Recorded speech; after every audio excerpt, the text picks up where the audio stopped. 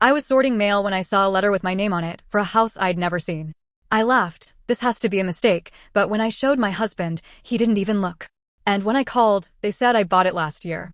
And suddenly, it came on a Tuesday, the kind of day that doesn't feel like anything important should happen. I got home from work, dropped my bag on the chair by the door, and grabbed the mail without really thinking about it. I usually go through everything while standing at the kitchen counter, tossing out junk before I even sit down. Most of it was exactly what I expected. Grocery coupons. A credit card offer. Something addressed to Adam from a car dealership he's never even been to. Normal. Then I saw the envelope. It looked official, but not urgent. Just clean, printed, the kind of thing that blends in unless you actually read it.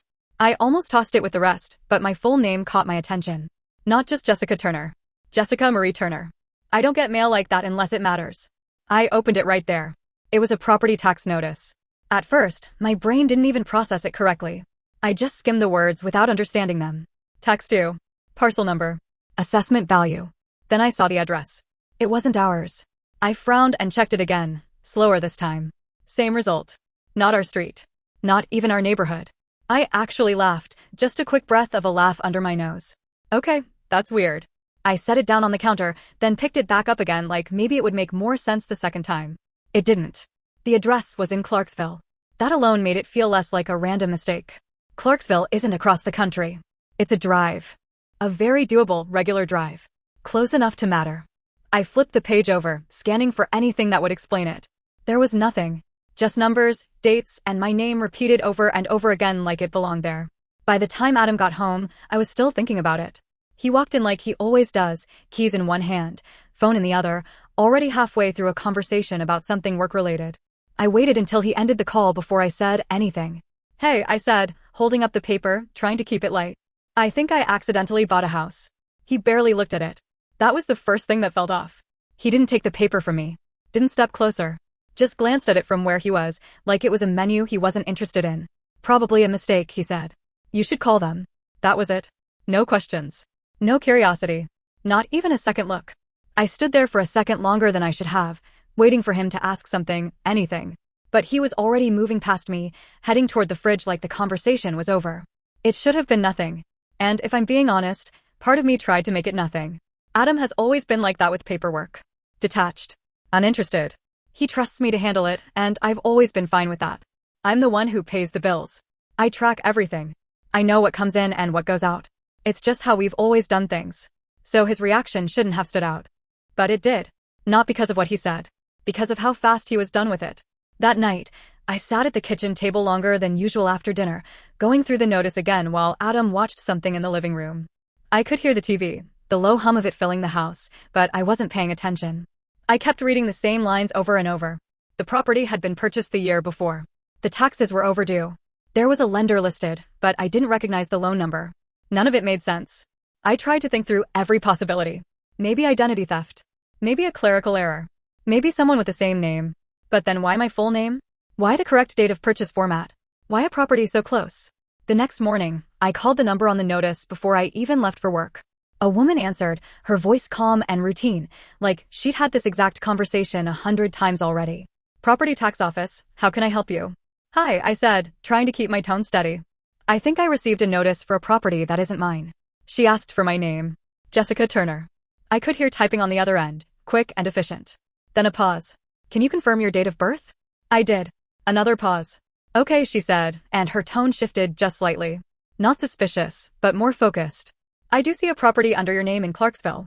Purchased last year. Taxes are currently overdue for 2 months. My stomach dropped. I tightened my grip on the phone. That's not possible. I didn't buy any property. She didn't argue with me. She just kept going, reading off details like they were facts that didn't need explanation. The mortgage is active. Lender is listed as the same institution connected to your existing account. That part hit harder than everything else. Can you repeat the lender? I asked. She did. It was our bank. Not just a random bank. The one Adam and I use. The one tied to our checking account, our savings, everything. That was the moment it stopped feeling like a mistake. I ended the call with some vague promise to look into it, but I didn't go to work right away. I just sat in my car in the driveway, staring at nothing, trying to slow my thoughts down enough to make sense of them. There are moments when your brain tries to protect you. It offers easy explanations first. It tells you it's nothing, that there's a simple answer, that you're overthinking. But underneath that, there's something else. A quieter voice that already knows. And mine kept circling back to one thing. Adam. I didn't want it to be him. That's the truth I kept pushing away. So instead of going inside and asking him directly, I did something else. I got in the car. Clarksville was about an hour drive, depending on traffic. Close enough that I didn't need to plan anything. I just put the address into my phone and started driving. The entire way there, I kept telling myself I was overreacting. That I'd get there and it would be obvious. Wrong house. Wrong person. Some simple explanation that would make me feel ridiculous for even coming. But the closer I got, the quieter that voice became. By the time I turned into the neighborhood, I wasn't thinking about explanations anymore. I was just bracing myself. The house was exactly where the notice said it would be. Small. Clean. Nothing flashy. A single-story place with a short walkway leading up to the front door. There were plants on the porch, neatly arranged like someone actually cared about how it looked. A car was parked in the driveway. I didn't recognize it. I pulled over a few houses down and just sat there. For a long time, I didn't move. I just stared at the place like if I watched it long enough, something would happen that explained everything. But nothing did. It just looked, lived in. And that was the problem. Because this wasn't an empty investment. It wasn't sitting and used. Someone was here. Someone was living inside a house that, on paper, belonged to me. Eventually, the front door opened. And everything shifted. A woman stepped out. She looked normal. That's the only way I can describe it. Not suspicious. Not out of place. Just normal. She had her hair pulled back, casual clothes, keys in her hand like she was about to leave for something routine. Then a little girl ran out after her. She laughed, grabbed onto the woman's arm, and the woman leaned down, saying something I couldn't hear. But I could see it. The way they moved around each other. The way the girl didn't hesitate. The way the woman looked at her. That wasn't temporary. That wasn't someone staying there for a few days. That was a home.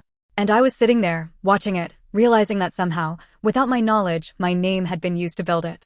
I didn't get out of the car. I didn't say anything. I just sat there until they went back inside. And then I drove home.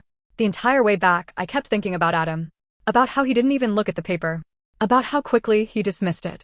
About how calm he was. And for the first time, I wasn't trying to explain it away anymore. I was trying to understand how deep it went. When I got home, the house felt different. Nothing had changed, but everything felt off. Like I was walking into a place I thought I knew, but didn't anymore. Adam wasn't home yet. And that gave me time. I went straight to his office. He calls it his system, but it's really just a drawer where everything ends up. Receipts, papers, things he doesn't want to deal with. I've never gone through it before because I never had a reason to. Now I did. I opened it. And started digging.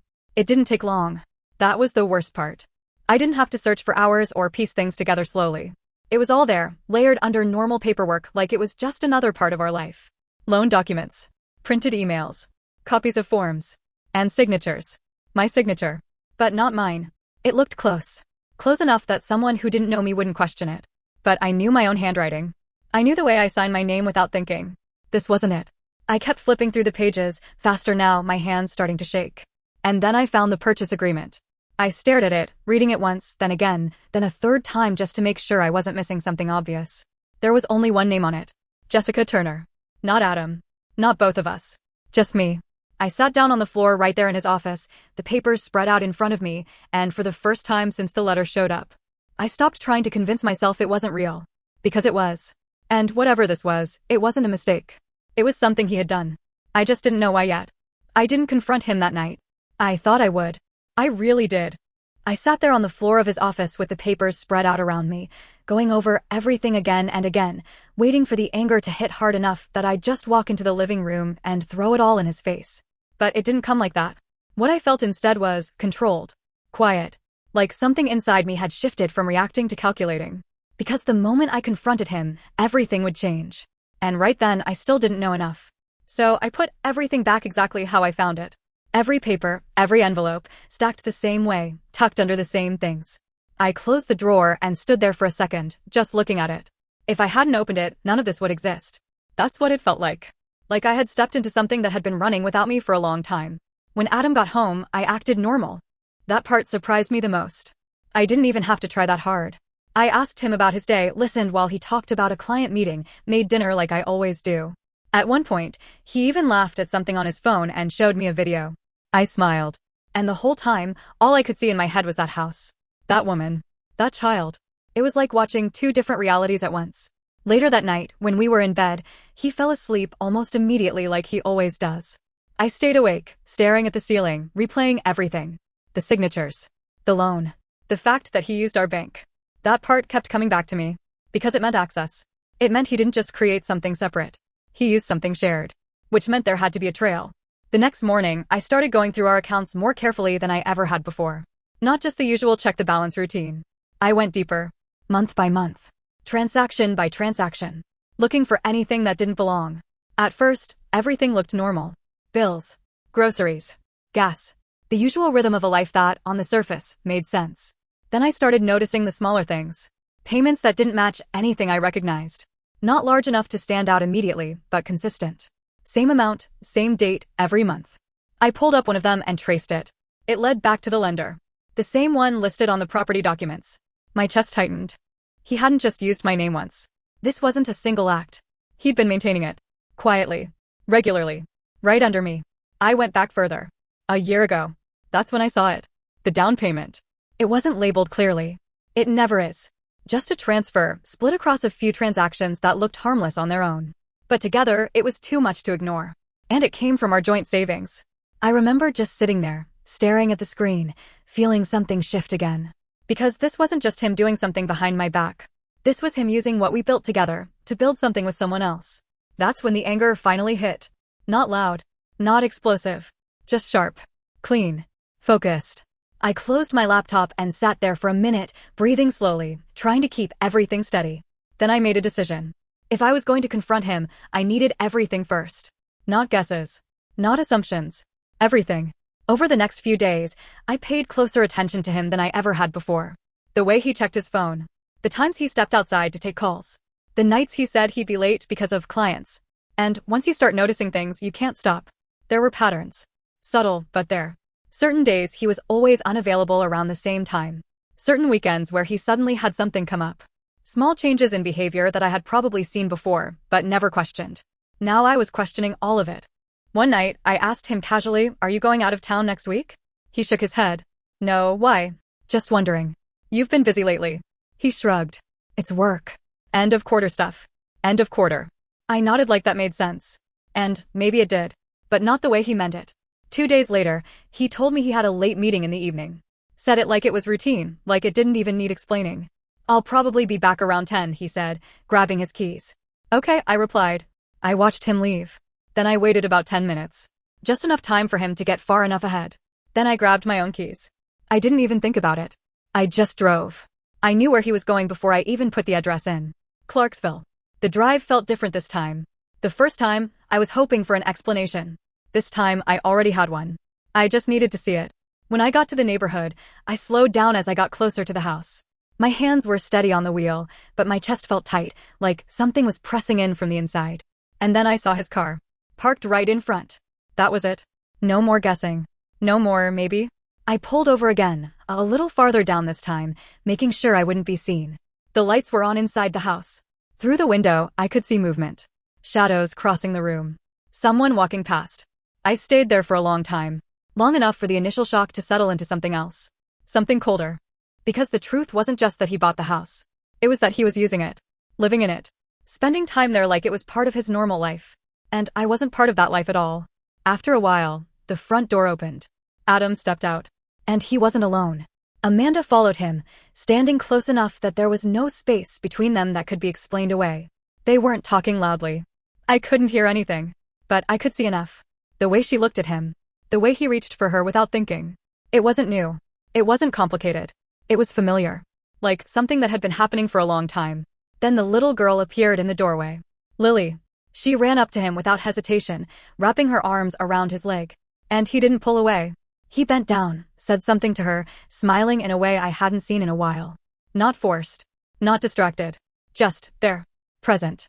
I felt something in my chest crack in a way that was almost quiet. Because it wasn't just about betrayal anymore. It was about replacement. Not fully. Not officially. But enough. Enough that there was a version of him in that house that I didn't recognize. And a version of my life that existed without me knowing. I didn't stay long after that. I didn't need to. I had seen everything I came to see. On the drive back, I didn't cry. I thought I would. But instead, I just kept thinking about the documents. About my name. About how everything connected back to me. Because that was the part that still didn't make sense. If he wanted a second life, why involve me at all? Why use my name? Why tie me to it? That question followed me all the way home. And by the time I pulled into the driveway, I already knew the next step. I wasn't going to confront him yet. Not until I understood that part. Because whatever the answer was, it was going to matter more than everything else. I didn't sleep that night. Adam came home a little after 10, exactly like he said he would. Same routine. Same tone. He walked in, loosened his tie, asked if I was still up. I said yeah. He asked if everything was okay. I said yeah. And for a second, he just stood there looking at me like he was trying to read something. Like maybe, for the first time, he felt something shift. But if he did, he didn't push it. He just nodded and went to take a shower. I sat there on the couch, listening to the water run, and I kept thinking about one thing. Not the house. Not Amanda. Not even what I saw with Lily. It was my name. Because none of this worked without it. He didn't just hide something from me. He built something using me. And that wasn't an accident. That was a decision. A calculated one. And I needed to understand why.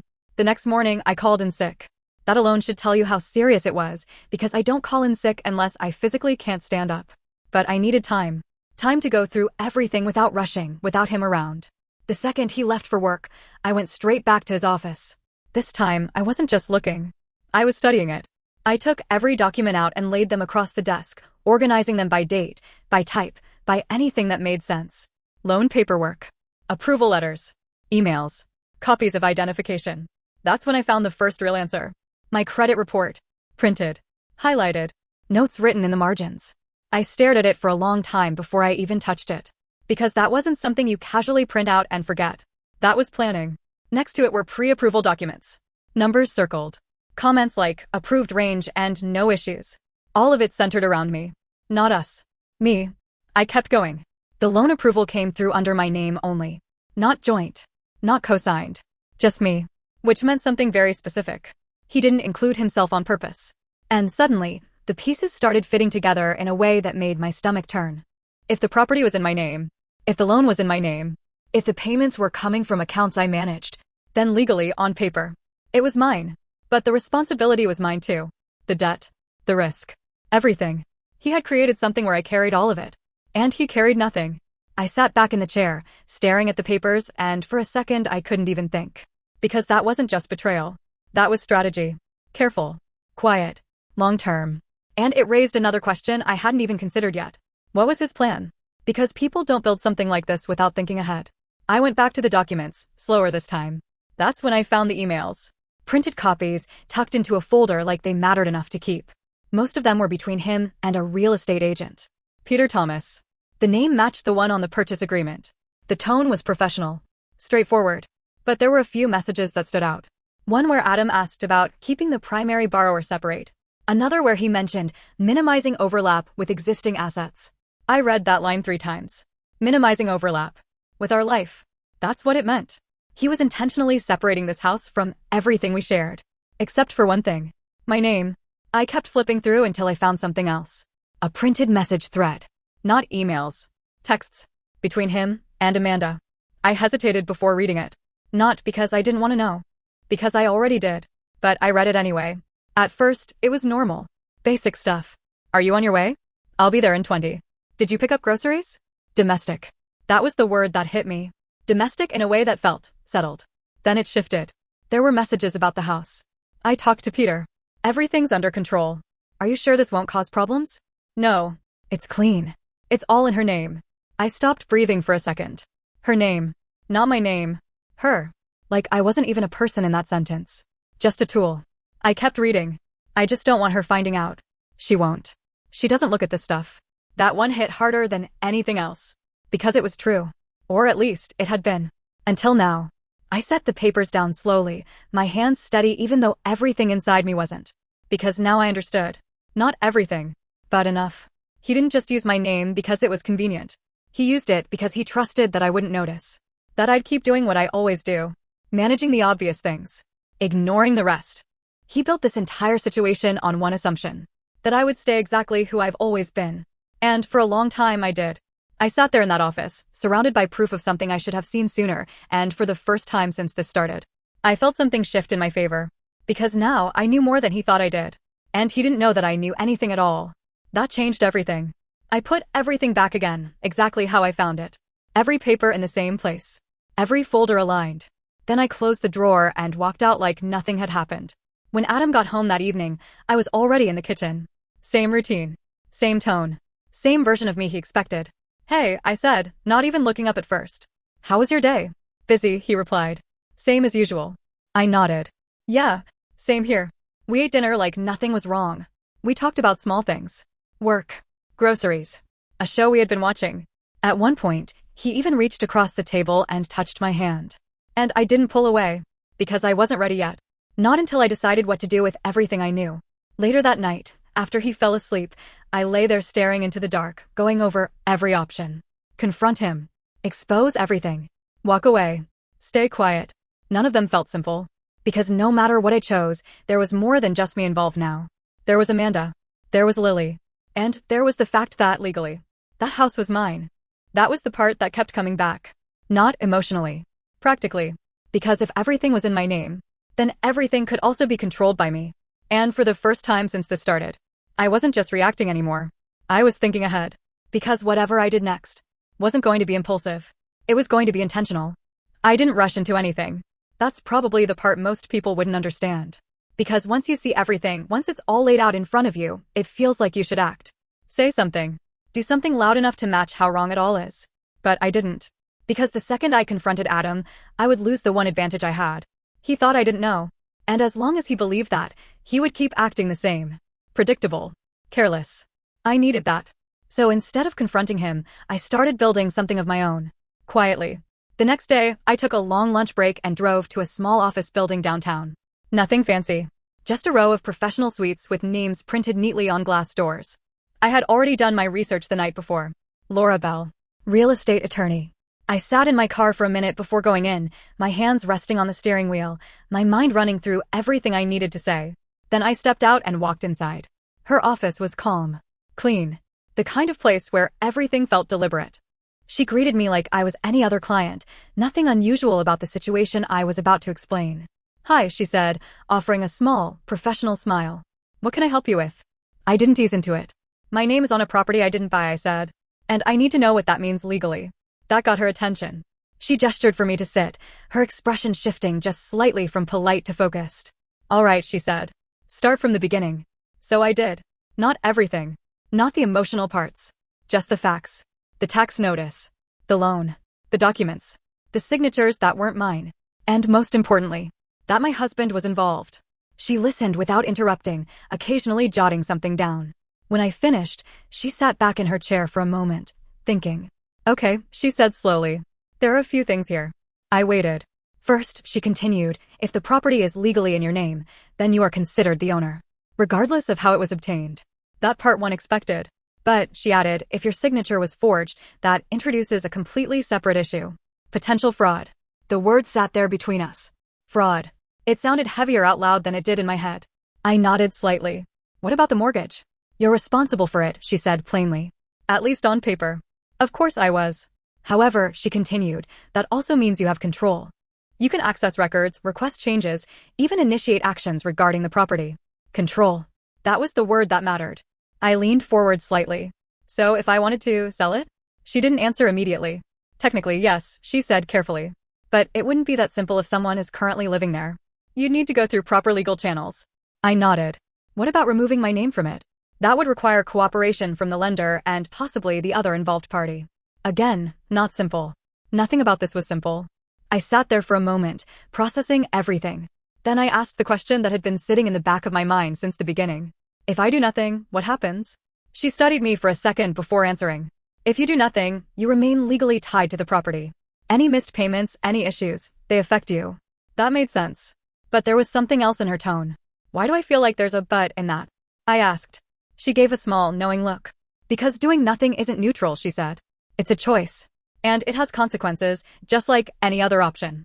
I exhaled slowly. "I'm not ready to decide anything yet," I admitted. "That's fine," she said. "Just make sure whatever you do it with full awareness." Full awareness.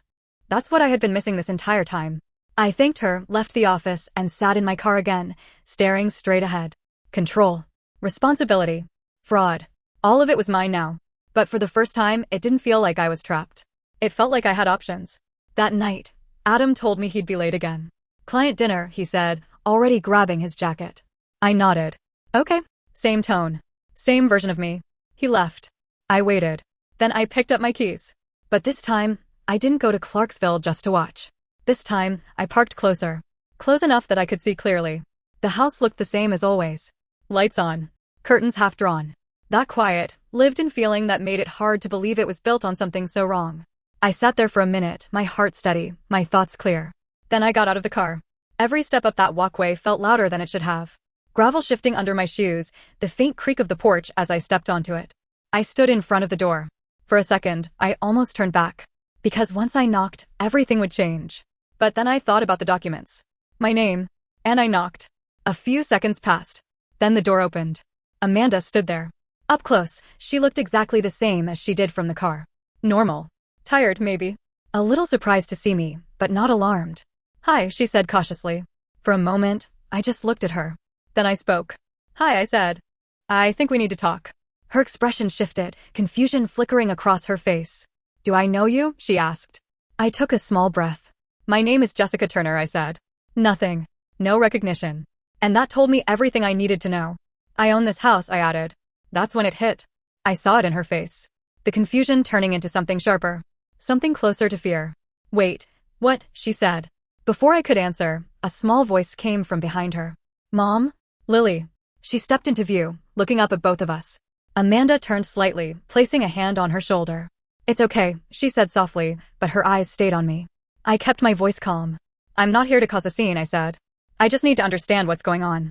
Amanda hesitated. Then slowly, she stepped back. Come in, she said. And just like that, I stepped into the house that legally belonged to me, but had never been mine.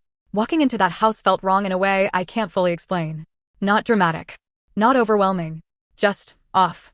Like stepping into a version of reality that existed parallel to mine, built with pieces of my life, but arranged in a way I didn't recognize. It smelled like someone had just cooked. Something simple. Warm. Familiar. There were shoes by the door. A small backpack hanging on a hook. Drawings taped to the wall, uneven but clearly important to someone. It wasn't temporary.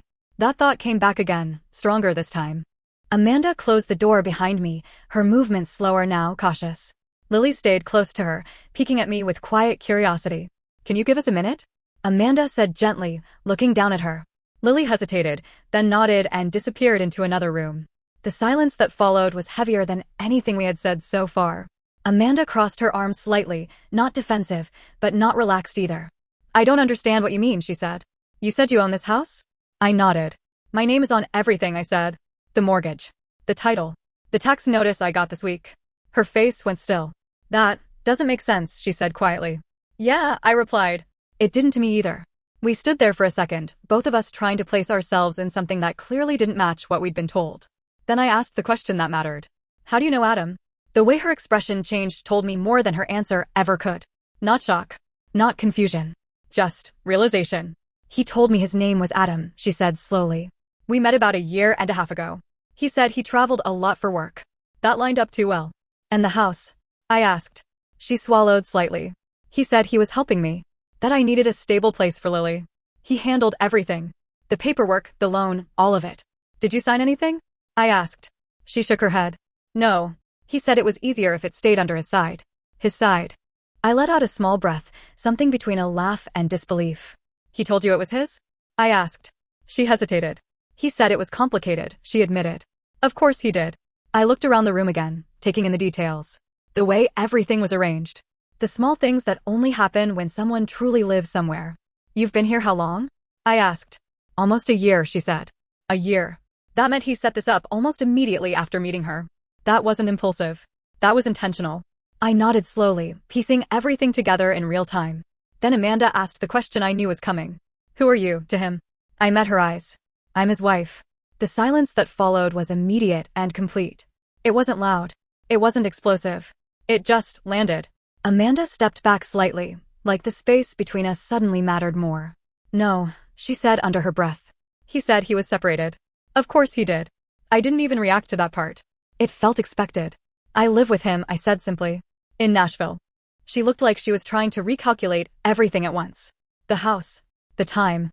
The conversations they must have had. He's here almost every week, she said quietly. Sometimes more. I nodded. I know. That seemed to hit her harder than anything else, because it meant I knew more than she thought. For a moment, neither of us spoke. Then she said something that shifted everything just slightly. I didn't know, she said. About you. About any of this. And I believed her. Not because I wanted to. Because it fit too perfectly. The way she answered. The gaps in what she knew. The way things had been explained to her. She wasn't running a secret life with him. She was living inside one he created. Just like me. I exhaled slowly, feeling something settle. Not forgiveness. Not anger either. Just clarity. Neither did I said. We stood there in that space for a moment, two people connected by the same lie, trying to figure out what to do with it. Then Lily's voice came from the other room. Mom? Amanda glanced toward the hallway, then back at me. I should check on her, she said. Yeah, I replied. She hesitated for a second longer, then said, What are you going to do? That was the question, wasn't it? I looked around one more time. At the walls. The furniture. The life that had been built here. Then I looked back at her. I don't know yet, I said honestly. And for the first time since this started. That felt like the truth. I left the house quietly. The drive back felt different. Not lighter. Just clearer. Because now I understood everything. Adam didn't just betray me. He constructed something. Carefully. Strategically. Using my name, my credit, my stability, to build a second life that ran parallel to ours. And he counted on one thing to keep it all together. That I would never look close enough to see it. But now I had. And now everything was mine to decide. When I got home, the house was quiet. Adam wasn't back yet. I walked through the living room slowly, taking in the space like I was seeing it for the first time. Nothing had changed. But I had. I went into the kitchen, set my keys down, and leaned against the counter for a second. Then I did something simple. I opened my laptop. Pulled up the property records. The loan. The account details. All of it. And for the first time, I didn't feel like I was looking at something that had been done to me. I felt like I was looking at something I could control. Because legally, that house was mine. Every part of it. And Adam had made sure of that himself. He just never expected me to realize it. A few hours later, he came home. Same routine. Same calm expression. Hey, he said. Hey, I replied. He walked into the kitchen, loosened his tie, glanced at me. You okay? He asked. I nodded. Yeah, I said. I've just been thinking. About what? I looked at him for a second. Really looked at him. At the man I thought I knew. At the man who built something behind me. Using me.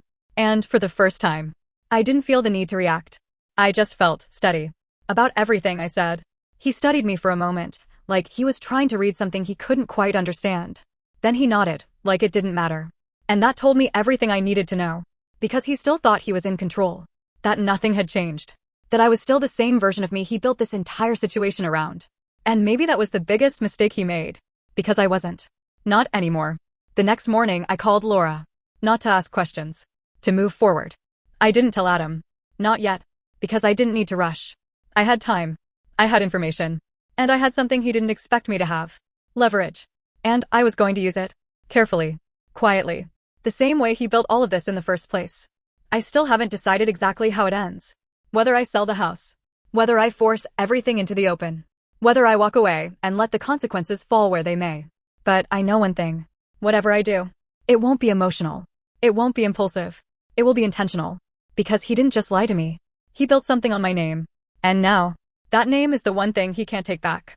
So I guess this is where I leave it. Because I know what I could do. I just haven't decided what I should do. Do I take everything back and let it all collapse around him? Or walk away and let him live with what he built? What would you do?